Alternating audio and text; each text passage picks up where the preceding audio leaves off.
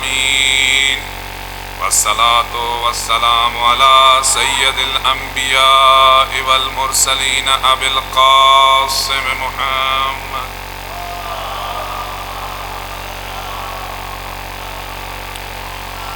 وآله الطيبين الطاهرين المعصومين الذين أذهب الله عنهم الرجس أهل البيت ويطهرهم تطهيرا.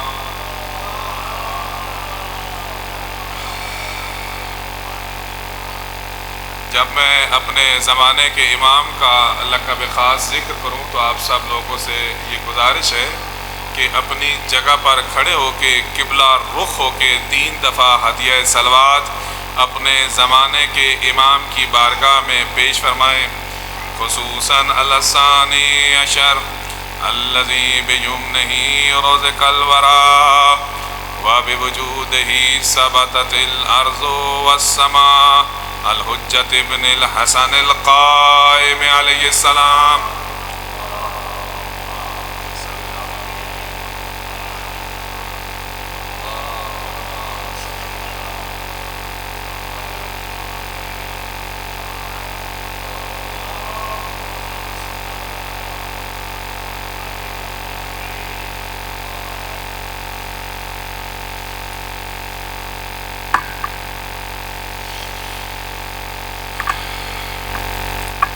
واللعنة الدائمة على أعدائهم أجمعين خصوصا على الجبت والطاغوت واللات والعزى.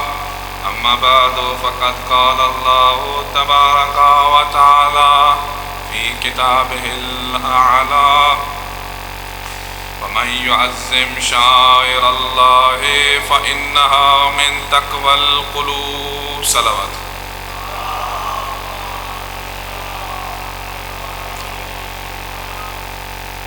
ذات پروردگار نے اپنی لاریب اور بے عیب کتاب میں یہ ارشاد فرمایا ہے کہ جو بھی اللہ تعالیٰ کے شاعر کا احترام کرے، تعظیم کرے، تکریم کرے تو یہ خداوند کریم کے تقوی اور پرہیزگاری میں سے ہے. امام علیہ السلام نے ارشاد فرمایا اذا اراد اللہ بعبد خیرا کہ جب ذات پروردگار کسی بندے سے خیر کا ارادہ کرتی ہے تو اس بندے کے دل میں امام حسین علیہ السلام کی محبت کو ڈال دیا جاتا ہے اور اس کے دل میں امام حسین علیہ السلام کی زیارت کی محبت کو ڈال دیا جاتا ہے.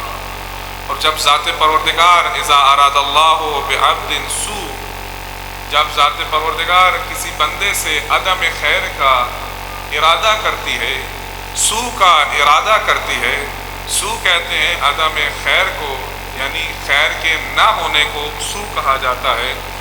بندہ اپنے اعمال کی وجہ سے، کردار کی وجہ سے جب رحمت پروردگار سے، خیر پروردگار سے دور ہو جائے، ذات پروردگار ہمیشہ خیر عطا کرتی ہے. سو جو ہے وہ بندہ خود جو ہے اپنے اعمال اور کردار کی وجہ سے اس کا ذمہ دار ہوتا ہے. بہرحال جب ذات پروردگار کسی سے سو کا ارادہ کرتی ہے تو اس کے دل میں امام حسین علیہ السلام کا بغض ڈال دیتی ہے اور اس کے دل میں امام حسین علیہ السلام کی زیارت کا بغض ڈال دیتی ہے. کل کی گفتگو کا مختصر خلاصہ بیان کر کے میں اپنی آرائز کو آگے شروع کرتا ہوں کہ جو بھی اللہ تعالیٰ کے شاعر کا احترام کرے تو یہ اللہ تعالیٰ کے شاعر کا احترام کرنا یہ تقوی و پرہیزگاری پروردگار کی علامت ہے. شاعر اللہ قرآن نے جو ذکر کیے ہیں ان الصفا والمروہ، صفا اور مروہ یہ شاعر اللہ میں سے ہیں. والبدن اور وہ اونٹ قربانی کے یہ بھی شاعر اللہ میں سے ہیں. یہ کیوں شاعر اللہ میں سے ہیں؟ یہ قربانی کا اونٹ کیوں شاعر اللہ میں سے ہے؟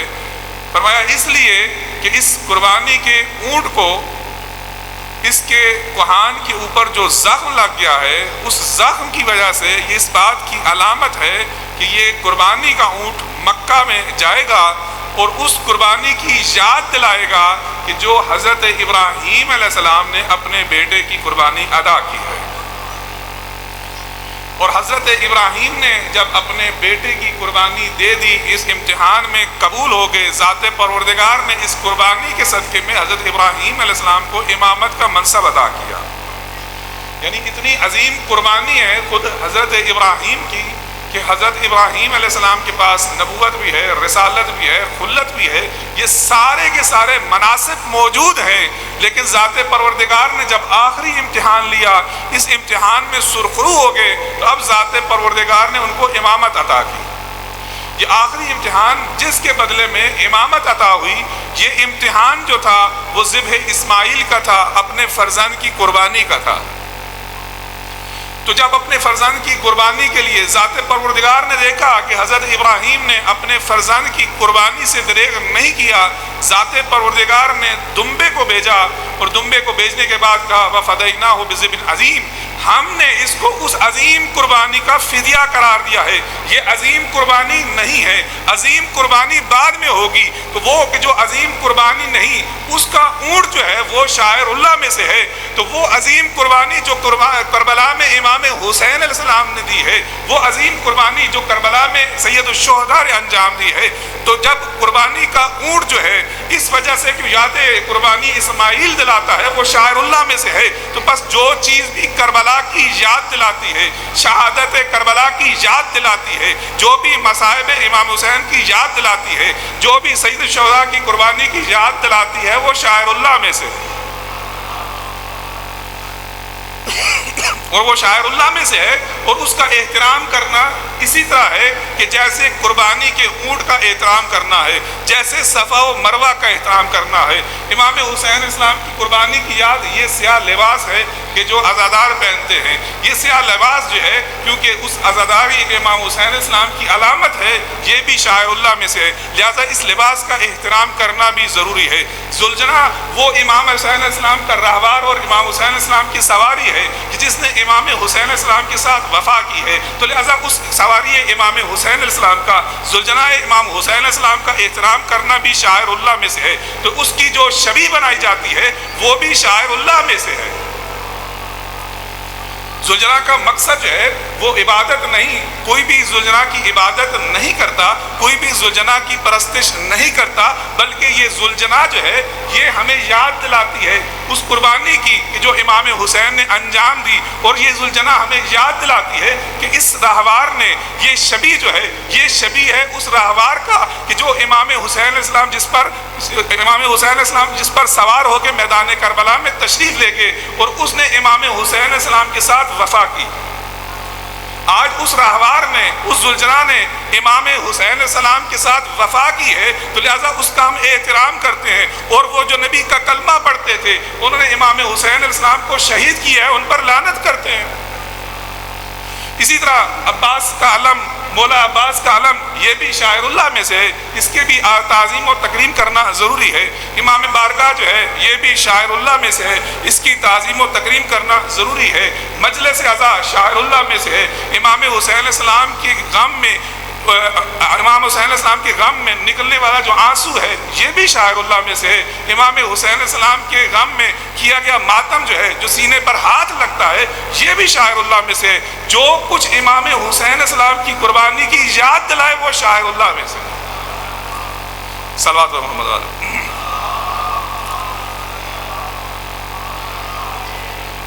لہذا ان سب کا تعظیم اور تکریم کرنا جو ہے وہ ضروری ہے۔ لہذا اگر کہیں پر کوئی ملا، کوئی انسان کسی بھی لباس میں، کسی بھی بیس میں ان چیزوں کی بے احترامی کرتا ہے، تو وہاں پر اس کو دیکھ کے بے احترامی شروع نہ کی جائے، بلکہ اس کو چھوڑ دیا جائے، ان چیزوں کا احترام، تعظیم اور تکریم کی جائے، ان چیزوں کی تکریم کی جائے، کیونکہ جو قاعدہ اور اصول ہوتا ہے اس کی پابندی کی جاتی ہے، شخصیات کی پابندی نہیں کی جاتی۔ مذہب شیعہ جو ہے وہ قانون اور قاعدے کا مذہب ہے، یہاں پہ شخصیات کو نہیں دیکھا جاتا، یہاں پہ یہ دیکھا جاتا ہے کہ عقیدہ کیا ہے، قاعدہ قانون کیا ہے۔ یہ مذہب شیعہ ہے کہ جس کی بنیاد قاعدہ قانون پر ہے، افراد اور شخصیات سے متعلق نہیں۔ اعرف الحق تعرف صاحبہ، کہا کہ پہلے حق کو پہچانو، صاحب حق کو خود پہچان لو گے۔ یہ دوسروں کے ہاں موجود ہے کہ ایک شخصیت کو دیکھتے ہیں، اس کے عمل کو دیکھتے ہیں، اس کے عمل کو دیکھ کے قاعدے قانون بنا لیتے ہیں۔ ایک شخصیت کو دیکھا کہ ایک جگہ کچھ لوگ جمع ہوئے تھے، جمع ہونے کے بعد وہاں پر اس کو نامزد کر دیا، نامزد کرنے کے بعد اس کو تسلیم کر دیتے ہیں، اور قاعدہ قانون یہ بنا دیتے ہیں کہ جو لوگ جہاں پر جمع ہو جائیں، جمع ہونے کے بعد کسی کو بنا دیں تو وہ شخص جو ہے نامزد ہو جاتا ہے اور اس کو ماننا ضروری ہو جاتا ہے۔ چلو ٹھیک ہے جی، اگر قاعدہ قانون یہ تھا کہ اگر جمع ہونے کے بعد کسی کے انتخاب میں، کسی کے شورا میں، کسی کے شور میں، کسی کی مشورت میں کسی کو تسلیم کیا جاتا ہے تو اس کا مطلب ہے پھر یہ قاعدہ رہنا چاہیے تھا۔ لیکن جب اگلا اسٹیشن آتا ہے تو یہاں پہ ایک یو ٹرن لیتے ہیں، کہا کہ نہیں، اگر یہاں پہ کوئی وصیت بھی کر دے تو وہ وصیت بھی ٹھیک ہے۔ کہتے ہیں کہ اگر میں اس بات پر عمل کروں کہ میں اپنے بعد کسی کو نامزد نہ کروں تو میں نے اس کی سیرت پر عمل کیا، جو مجھ سے سب سے بہتر ہے وہ رسول اللہ ہے۔ اگر میں نامزد کر کے جاتا ہوں تو میں اس کی وصیت پہ عمل کرتا ہوں کہ جو مجھ سے بہتر ہے اور فلاں ہے۔ بس اس کا مطلب ہے آپ کی بھی سیرت بھی، آپ سے پہلے والے کی سیرت بھی رسول کی سیرت سے مختلف و مخالف ہے۔ اس کے بعد اگلا سٹیشن ہے، پھر یو ٹرن لے لیا، یا تو انتخاب ہوتا یا پھر وصیت ہوتی، نہیں، کہا کہ یہ ایک نیا سلسلہ ہے، وہ بھی ہو گیا۔ اس کے بعد کرتے کرتے جیسا جیسا میں واضح الفاظ میں باتیں نہیں کر سکتا، زمان اور مکان کا اقتضا نہیں ہے، سمجھنے والے سمجھ آتے ہیں۔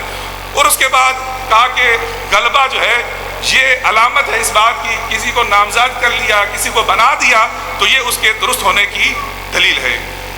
اپنی کتابوں میں یہ لکھتے ہیں کہ اگر زور سے، بغاوت سے، غلبے سے، کہا کہ خلیفہ وقت کے خلاف بغاوت درست نہیں۔ توجہ ہے، خلیفہ وقت کے خلاف بغاوت جو ہے یہ درست نہیں۔ اپنی کلامی کتابوں میں یہ لکھتے ہیں کہ جو بھی خلیفہ وقت ہے اس کے خلاف آپ بغاوت نہیں کر سکتے۔ لیکن اگر کوئی شخص بغاوت کر دے، کہا پہلی بات تو یہ کہ بغاوت درست نہیں، لیکن اگر کوئی شخص بغاوت کر دیتا ہے اور اس کی بغاوت کامیاب ہو جاتی ہے تو کہتے ہیں اب اس کی خلافت درست ہے۔ تھوڑی دیر پہلے تک جو شخص باغی تھا اور اس کا بغاوت کرنا درست نہیں تھا، تو اب اس کے بعد جب اس نے بغاوت کی، بغاوت کامیاب ہوگی تو کہا کہ اب اس کی خلافت درست ہے۔ تو لہٰذا قاعدہ قانون نہیں، یہ مثالیں اس لیے دی کہ مذہب جو ہے وہ قاعدے قانون پر نہیں ہے، بلکہ افراد کو دیکھا جس طرح کا شخص تھا ایسے قانون بنا دیا۔ مذہب شیعہ جو ہے وہ عقائد کا مذہب ہے، وہ اصول کا مذہب ہے، لہٰذا کہتے ہیں اصول دین۔ پہلے اصول ہیں، اصول دین کے بعد فروع دین ہے، انہی اصول دین پر فروع دین جو ہے وہ متوقف ہیں۔ لہذا پہلے قاعدہ قانون ہے اور اس کے بعد جو ہے، لہذا قاعدہ قانون یہ ہے کہ شاعر اللہ کا احترام کیا جائے، جو بھی امام حسین اسلام کی آزاداری کے ساتھ چیز منسلک ہے اس کا احترام کیا جائے۔ فلاں شخص ایسا کہتا ہے، فلاں نے ایسے کہہ دیا، فلاں نے ایسے کہہ دیا، ایسے ویسے کو چھوڑ دیں، ان شاعر کا احترام کرنا ضروری ہے۔ صلوات محمد علیہ۔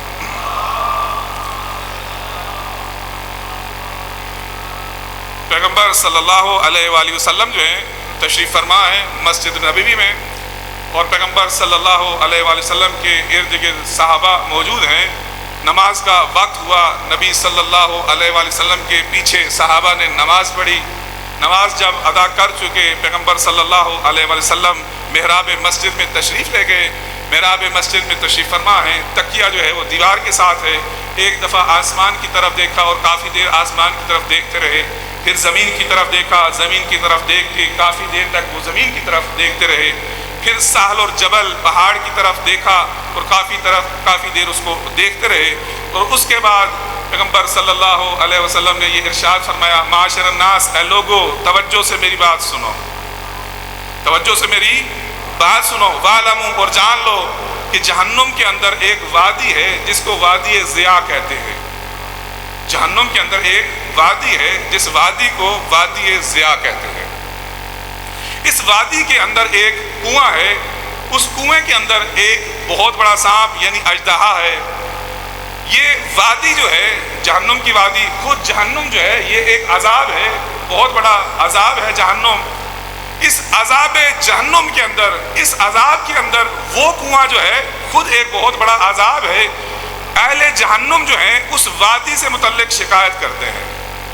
خود جہنم جو عذاب ہے، عذاب جہنم شکایت کرتا ہے اس وادی کا کہ جو جہنم کے اندر ہے، اور وہ وادی جو ہے اس کنویں سے متعلق ذات پروردگار سے جو ہے وہ شکایت کرتی ہے اور وہ کنواں جو ہے ذات پروردگار سے اس سانپ یا اژدہے سے متعلق روزانہ 70 دفعہ ذات پروردگار سے شکایت کرتا ہے۔ اہل جہنم جو ہے وہ ذات پروردگار سے خود جہنم شکایت کرتی ہے، بار الہ یہ کیسی وادی ہے، اس وادی سے ہم تکلیف میں ہیں، ہم عذاب میں ہیں۔ اور اس کے بعد وہ جو کنواں ہے اس سے متعلق وہ وادی شکایت کرتی ہے کہ اس کنویں کی وجہ سے ہم جو ہے وہ عذاب میں ہیں۔ اور جو کنواں ہے وہ اس اژدہا اور سانپ کی شکایت 70 دفعہ کرتا ہے، پروردگارا یہ کیسا عذاب ہے، عذاب در عذاب در عذاب در عذاب۔ تو کہا رسول اللہ یہ عذاب کس کے لیے ہے؟ رسول اللہ صلی اللہ علیہ وآلہ وسلم فرماتے ہیں اس شخص کے لیے قیامت کے دن جب وہ آئے گا تو علی ابن ابی طالب کی ولایت کا منکر ہوگا، اس شخص کے لیے یہ عذاب ہے، منکر علی کے لیے یہ عذاب ہے۔ رسول اللہ صلی اللہ علیہ وآلہ وسلم ارشاد فرماتے ہیں کہ جب بندہ یہ کہتا ہے، جب بندہ مومن لا الہ الا اللہ کہتا ہے، تفتحت ابواب السماء، آسمان کے دروازے اس کے لیے کھل جاتے ہیں۔ جب بندہ مومن لا الہ الا اللہ کہتا ہے تو آسمان کے دروازے جو ہیں اس کے لیے کھل جاتے ہیں۔ اور جب بندہ مومن محمد الرسول اللہ کہتا ہے تحلل وجہ الحق، ذات پروردگار کی ذات خوشحال ہوتی ہے۔ اس کے بعد فرماتے ہیں جب بندہ مومن اس کے بعد جب پہلے لا الہ بھی کہہ دیا، محمد الرسول اللہ بھی کہہ دیتا ہے، اب جب علی ولی اللہ کہتا ہے تو رسول اللہ نے فرمایا ذات پروردگار اس کے سب گناہوں کو مٹا دیتا ہے، اگرچہ وہ بارش کے قطروں کے برابر ہی کیوں نہ ہو۔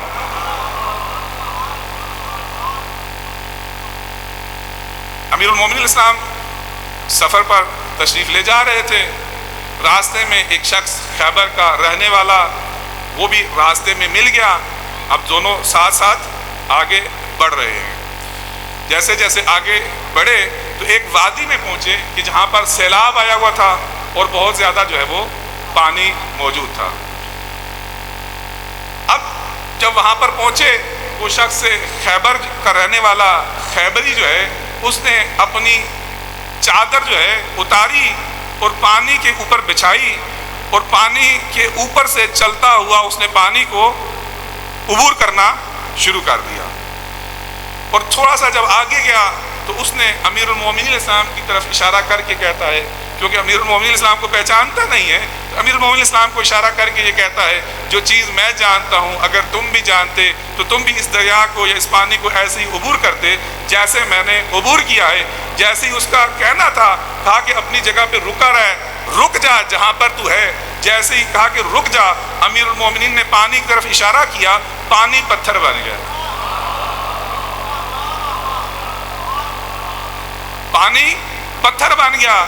اور اس وقت جب اس نے یہ حالت دیکھی کہ میں نے تو چادر بچھائی، چادر پہ میں نے کچھ پڑھا اور میں نے دریا کو عبور کیا، پانی کو عبور کیا، یہ کیسی شخصیت ہے جس نے اشارہ کیا وہ پانی پتھر بن گیا ہے، تو آ کے امیر المومنین اسلام کے قدموں میں پڑ گیا، کہتا ہے کہ آپ کے پاس کیا چیز ہے کہ جس سے آپ نے یہ سب کچھ کر دیا؟ تو امیر المومنین اسلام اس سے پوچھتے ہیں کہ تو نے کیا کیا ہے کہ تو اس طرح پانی کو عبور کر رہا ہے؟ تو اس وقت وہ کہتا ہے کہ میرے پاس اسم اعظم ہے، اس اسم اعظم کے ذریعے میں نے پانی کو جو ہے وہ عبور کیا ہے۔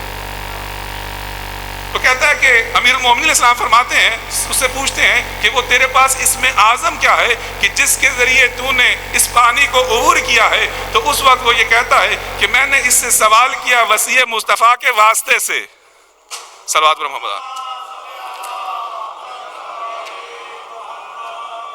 بارہ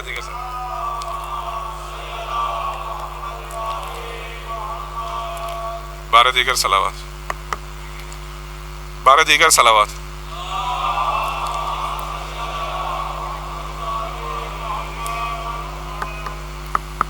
بارہ دیگر صلوات۔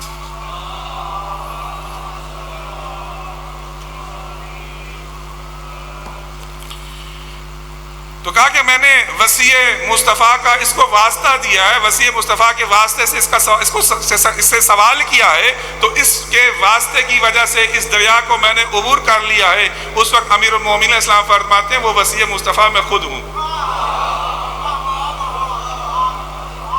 سید ہمیری ایک بہت بڑے شاعر تھے، نام سید تھا لیکن ذات سید نہیں تھی۔ یہ کسی اور مذہب کے ماننے والے تھے تو امام صادق علیہ السلام سے ملے.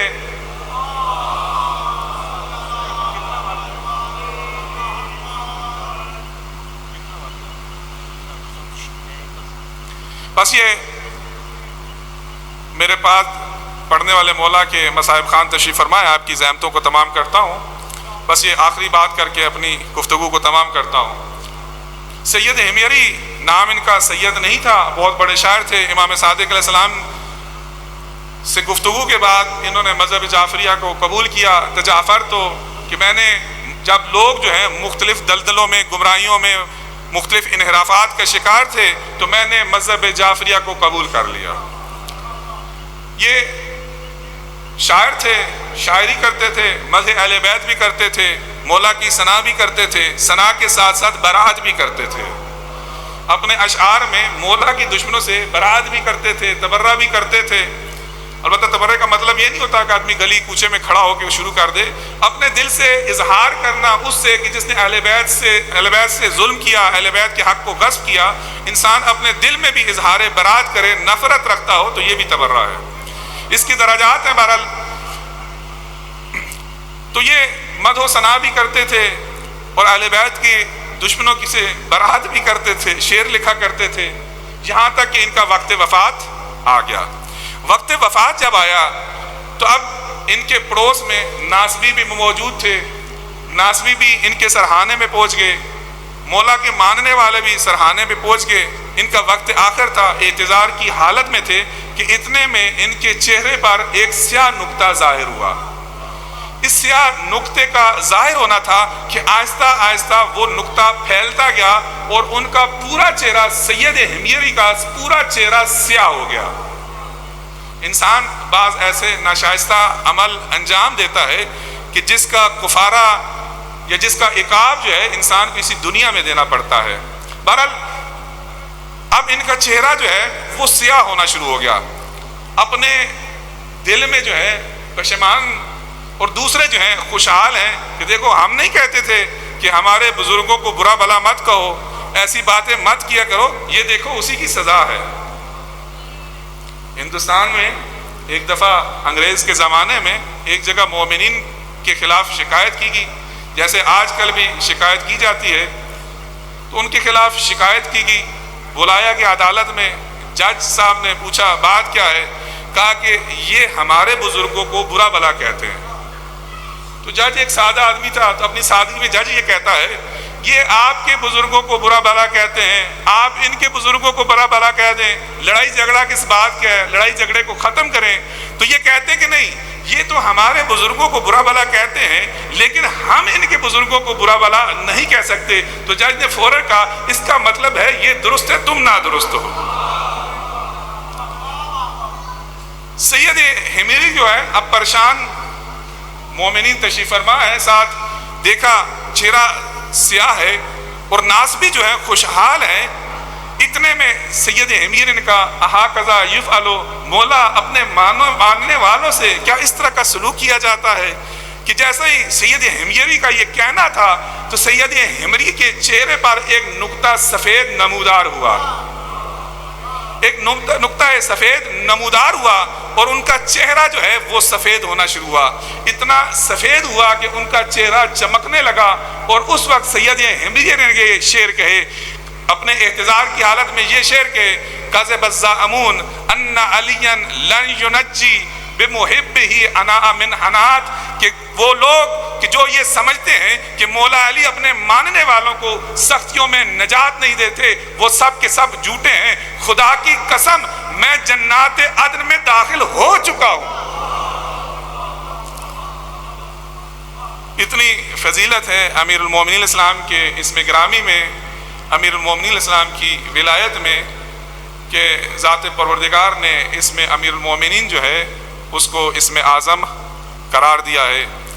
امام حسین علیہ السلام نے میدان کربلا میں ان اشقیاس کے سامنے ایک خطبہ ارشاد فرمایا اور اس خطبے میں امام علیہ السلام نے اتمام حجت کی.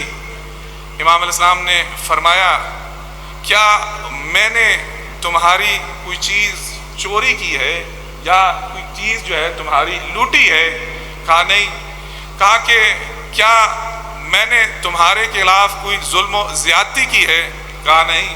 اب ایک آگے جملہ کا ہے وہ ادا کرنا جو ہے میرے لیے بہت زیادہ سخت ہے، اگرچہ وہ امام علیہ السلام نے اتمام حجت کے لیے کیا، لیکن وہ میں یہاں پہ عرض نہیں کرتا۔ جب سب حجتوں کو تمام کر چکے، کہا کہ جب کچھ بھی نہیں تو پھر مجھے شہید کیوں کرنا چاہتے ہو؟ خوارزمی یہ کہتا ہے کالا اجمعون، سب نے مل کر یہ کہا بغضاً لابیک، کہ آپ کے پدر گرامی کا جو ہے وہ بغض ہمارے دلوں میں موجود ہے، تو آپ کے پدر گرامی کا جو بغض ہے اس کی وجہ سے ہم آپ کو شہید کرنا چاہتے ہیں۔ تو کربلا میں جو جنگ تھی وہ علی ولی اللہ کی تھی اور انکار علی ولی اللہ کی تھی۔ امام علیہ السلام نے میدان کربلا میں قربانی دی، اور عصر عاشور جو ہے وہ سید سجاد کی قربانی شروع ہوئی۔ سید سجاد کائنات کا وہ مظلوم امام ہے کہ آدم سے لے کے خاتم تک اور خاتم سے لے کے امام زمانہ تک ایسی حجت پروردگار کی نہیں آئی کہ جب حجت صامت سے حجت ناطق کو یہ منصب منتقل ہوا ہے، تو اس طریقے سے منصب جو ہے آدم سے لے کے خاتم اور خاتم سے لے کے امام زمانہ تک یہ منصب منتقل نہیں ہوا۔ جیسے ہی مولا کو یہ منصب منتقل ہوا ہے، مولا کی آنکھ کھلی ہے تو سامنے دیکھتے ہیں پھپھیوں کے ننگے سر ہیں، خیمے جلے ہوئے ہیں، سب خیمے جل چکے ہیں، ایک آخری خیمہ ہے جس میں پھپھیاں مائیں بہنیں جو ہیں بنا لیے ہوئے ہیں، اور آ کے پہلا یہ سوال کرتی ہیں سید سجاد بتاؤ ہم جل مریں یا کیا کریں؟ مولا فرماتے ہیں پھپھی اماں علیکن بالفرار، آپ سب لوگ جو ہیں میدان کربلا سے، میدان خیام سے نکل کے میدان کربلا میں چلے جائیں۔ اور اس کے بعد سید سجاد بابا کا لاشا دیکھا، اکبر کا لاشا دیکھا، عباس کے کٹے بازو دیکھے، لیکن جب کسی نے مولا سے یہ پوچھا کہ مولا کون سی منزل کب آپ پر سخت آئی، تو مولا نے 3 دفعہ کہا الشام الشام الشام۔ کسی نے کہا مولا شہادت تو آپ کا ورثہ ہے، 40 سال تک مولا جو ہے خون آنسو روتے رہے، پانی دیکھتے تھے گریا کرتے تھے، شیرخوار بچہ دیکھتے تھے گریا کرتے تھے، قصاب کے پاس سے گزرتے تھے گریا کرتے تھے، قصاب سے سوال کرتے تھے کیا تو نے اسے پانی پلایا ہے؟ وہ کہتا ہے مولا ہاں میں نے پانی پلایا ہے، میں مسلمان ہوں، میں جانتا ہوں کہ جانور کو ذبح کرنے سے پہلے پانی پلانا چاہیے۔ تو مولا اس وقت رخ کرتے کربلا کی طرف، ہائے میرا مظلوم بابا 3 دن کا بھوکا پیاسا شہید۔ کہا مولا یہ تو آپ کی میراث ہے، شہادت تو آپ کی میراث ہے۔ مولا فرماتے شہادت ہماری میراث ہے، لیکن ماؤں پھوپھیوں کا ننگے سر بازار میں جانا یہ کہاں ہماری میراث ہے۔ جب بازار شام میں پہنچے ہیں، ثانیہ زہرا ام فضہ سے یہ کہتی ہیں کہ جا کے اس شمر ملعون سے کہو کہ ہماری 3 باتوں میں سے کسی ایک بات کو مان لے، یا تو اس سے یہ کہو کہ ہمیں کچھ مکنا و چادریں دے دے جس سے ہم اپنے پردے کا انتظام کریں، یا اس سے یہ کہو کہ اگر یہ بھی ہماری بات نہیں مانتا تو اس سے یہ کہو کہ ایک ایسے جگہ سے جائے جہاں پہ بھیڑ کم ہو، اگر یہ بھی ہماری بات نہیں مانتا تو اس سے یہ کہو نوکے نیزہ کے اوپر جو سر ہے ان نوکے نیزہ پر سروں کو آگے آگے لے کے چلے، لوگوں کی توجہ نوکے نیزہ پر سروں پر رہے اور ہمارے پردہ جو ہے وہ بچ جائے۔ لیکن اس ملعون نے کیا کیا؟ کہا کہ ایک بات بھی آپ کی نہیں مانی جا سکتی۔ یہ اس جگہ سے لے کر گیا کہ جہاں پہ بھیڑ بہت زیادہ تھی، رش بہت زیادہ تھا، ازدحام بہت زیادہ تھا، حجرکم اللہ، اور یہ ان محلوں سے لے کے چلا جن محلوں سے جب بیبیاں گزری ہیں، نبی زادیاں گزری ہیں، سید زادیاں گزری ہیں، تو اس نے اعلان کیا کہ مدینہ میں خیبر میں جس کے باپ نے تمہارے باپ دادا کو قتل کیا تھا اس کی بیٹیوں کو آج اسیر کر کے لایا جا رہا ہے۔ تو یہ ملعون عورتیں اپنی چھتوں پہ چڑھی اور اپنی چھتوں پہ چڑھ کے انہوں نے بیویوں کے سروں پر پتھروں کی بارش شروع کر دی۔ کچھ ایسی ملعون عورتیں بھی تھی کہ جنہوں نے آگ کی برسات شروع کر دی۔ کچھ آگ بھی برسا رہی تھی. سید سجاد کے ہاتھ اسے پسے پشت بندھے ہوئے ہیں کہ ایک ملونہ نے جب آگ پھینکی، ایک آگ کا شعلہ سید سجاد کے امامے پہ گرا ہے. اب نہیں معلوم سید سجاد پہ کیا گزری ہے. اپنے زمانے کے امام کو یاد کرتے ہوئے، منتقم آل محمد کو یاد کرتے ہوئے، زمانہ کے امام کو یاد کرتے ہوئے، وارث کربلا کو یاد کرتے ہوئے، اپنے ہاتھوں کو سروں سے بلند کرتے ہوئے 14 دفعہ بآواز بلند سب جو ہے اپنے زمانے کے امام کے ظہور میں تعجیل کے لیے دعا کریں. اللہم عجل لولیک الفرج، اللہم عجل لولیک الفرج،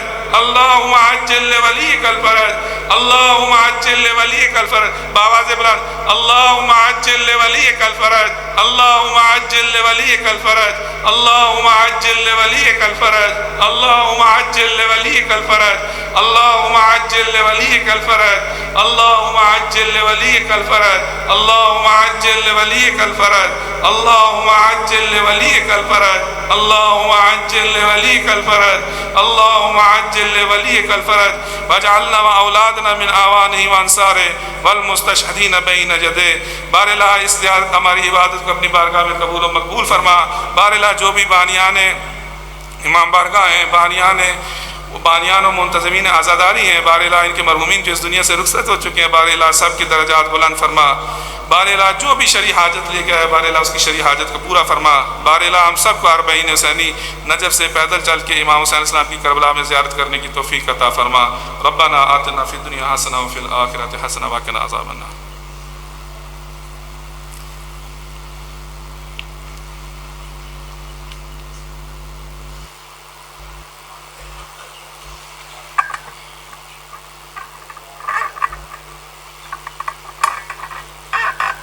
ماشاءاللہ